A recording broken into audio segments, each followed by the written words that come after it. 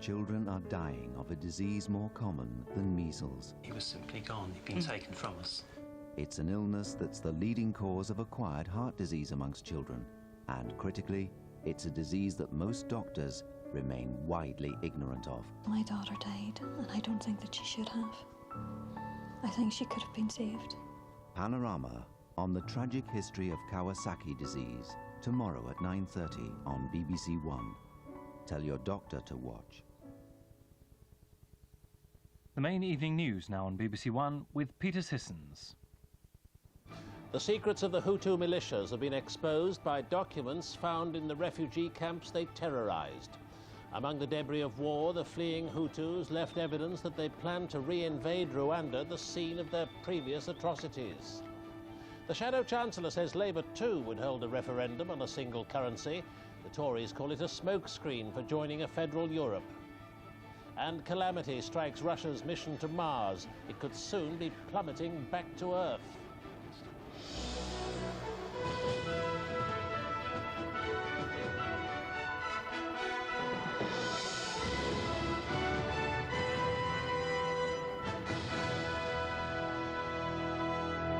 Good evening. The Hutu militias, whose grip on the refugee camps in eastern Zaire has just been broken, have left behind thousands of documents which give the clearest picture yet of how they were organised and what they planned. Papers found by British reporters in a deserted camp appear to suggest that a British company was selling them arms.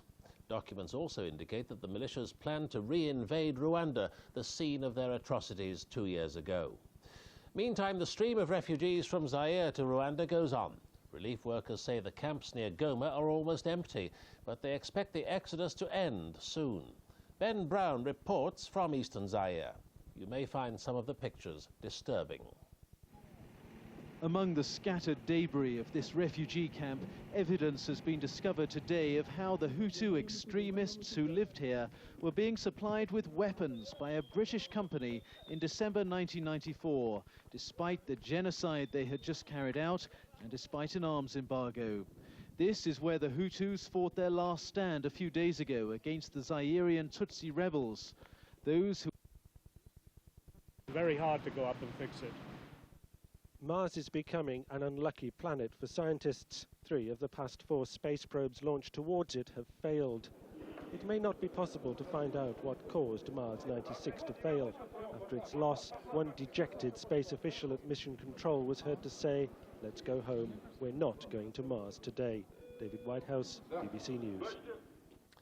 An Australian teenager has become the youngest person to sail round the world non-stop and single-handed.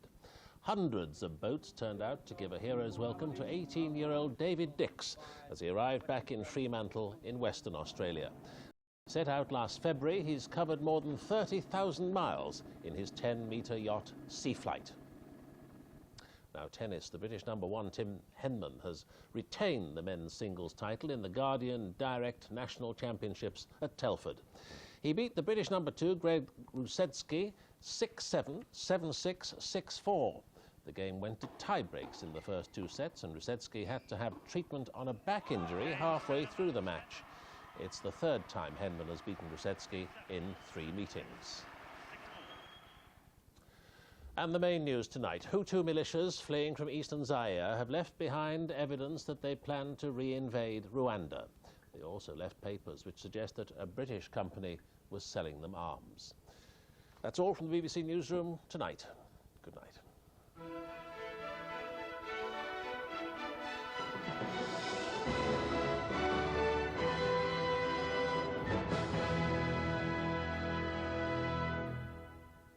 10 years after BSE first hit the headlines, Horizon presents the first of a 2-part investigation on BBC Two now, asking why it took so long for science to come up with the truth. A very good evening to you. It is going to be a cold week to come, widespread frost around.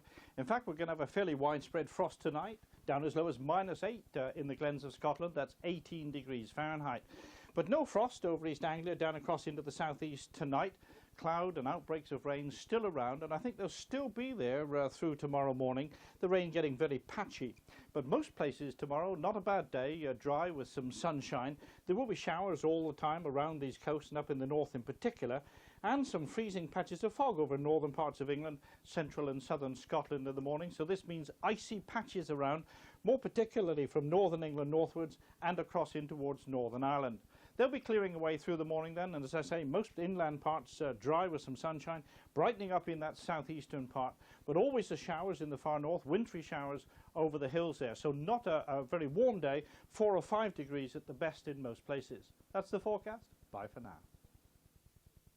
Imagine being the biggest bankrupt in this country. The fear is being convicted and going to prison. Imagine being accused of fraud. I couldn't walk in the street in London without someone saying crook. Imagine the pressures of building a case over 5 years. And for Kevin, it's got to be like being on death row. I don't like talking about it in front of the others, because then they get upset. For Kevin Maxwell, it was a reality. I mean, there are times when you actually feel the physical weight of the state. A fly-on-the-wall account. The trial of Kevin Maxwell, Tuesday at 10:25 on BBC One. Hi, I'm Michael Parkinson, asking you to support children in need. Your money goes a long way in helping change children's lives. Children in Need Day is November the 22nd, so start your fundraising straight away. Stephen Fry and Frankie Dettori are the guests having a chat with Clive Anderson in 50